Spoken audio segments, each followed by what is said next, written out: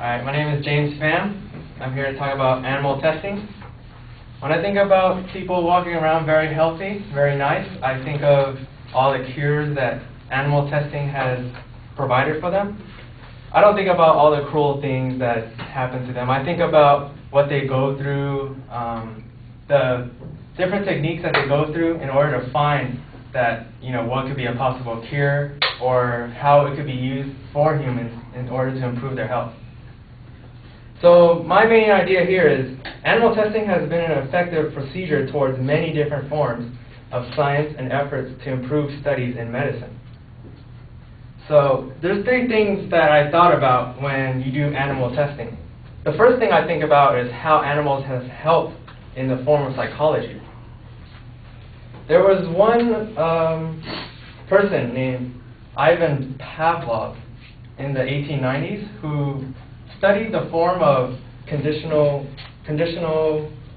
classic conditioning, where he had his dog just sort of dormant, and what he did was he implanted a muzzle saliva on him, and then what he did was he had a little metronome, it was sort of like a little bell, and as he rang the bell, the dog began to salivate.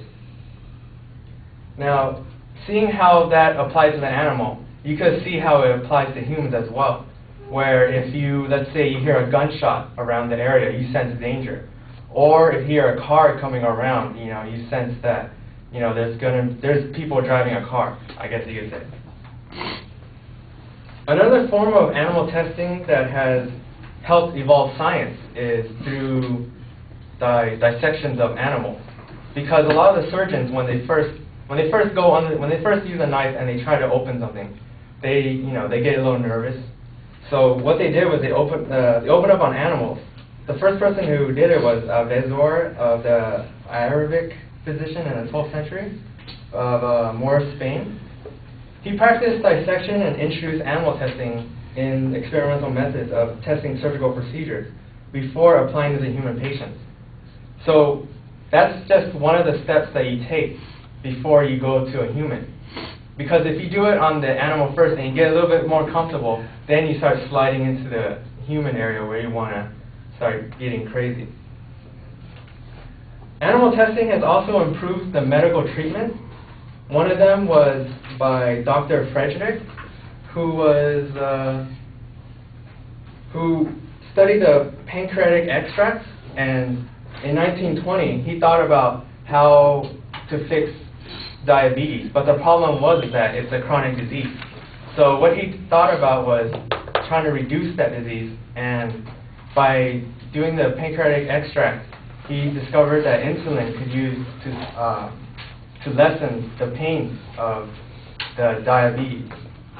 But what he did before he put it on humans was he put it on a dog first, who had diabetes. So when they put it on the dog, the dog began to show better symptoms of health.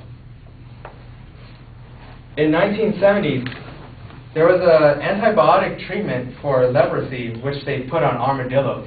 Armadillos carry leprosy, but it usually doesn't affect humans as much.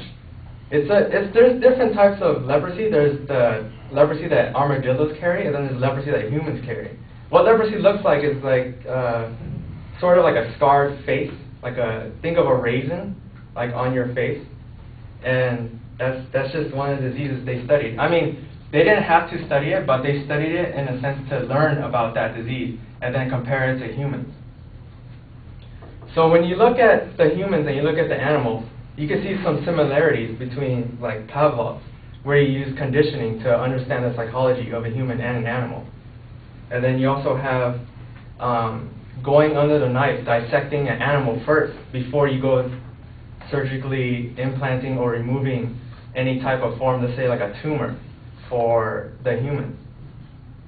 And then you have the medical treatment where, one, you study for the sake of knowledge about knowing the disease and how it affects the humans. And then you learn the other one where there's a possible cure, and then you test it on an animal first before you go into the humans. And that's how I see that animal testing has been an effective procedure towards different forms of science and efforts to improve the studies in medicine.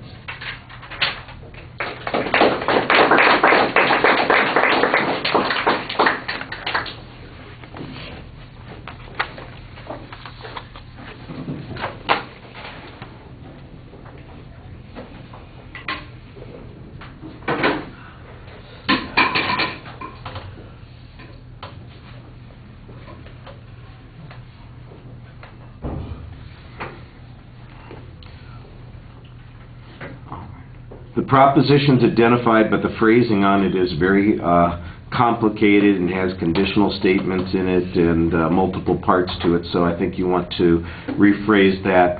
There's no real setup of what the content of the speech is going to be. We learn about it as each point comes up. You did signpost those pretty clearly, although they're not always phrased as declarative statements. They're kind of examples that you get to, and then we're supposed to infer from the examples what the claim is there. And I don't think that you're doing a clear enough job at making the inference yourself and telling us why that is a valid inference. It sounds to me like it's a history lesson rather than an argument, and you want to use the historical examples to make your inferences from, and I don't think that because of the lack of declarative sentences, it's as clear to the audience that your argument is really about the necessity for these kinds of things. You get some things a little well, there's vague stuff on it. The only example that jumps out at me immediately is Pavlov's experiment, which you only halfway describe, and what the inference is that we're supposed to draw from it. But you're making big conclusions about psychology based on this half-referred-to experiment.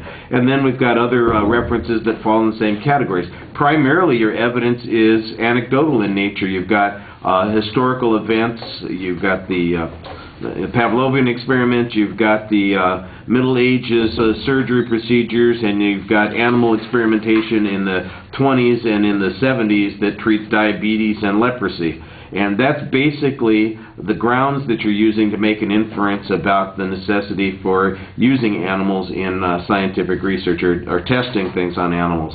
I don't hear any source citations for any of the information. I know some of the information seems like it's in the it's common knowledge, and maybe you don't need a separate citation on it, but your data about armadillos and leprosy, for instance, that just sounds like you are paraphrasing here. There's not a quote. You're not using a particular example. You're winging it, and I don't think that that adds to your credibility very much. Excuse me.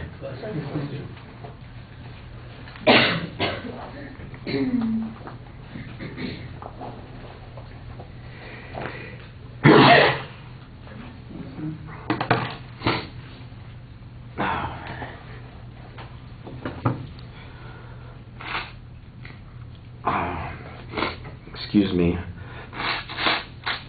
Apparently, there's something in this room that I'm reacting to.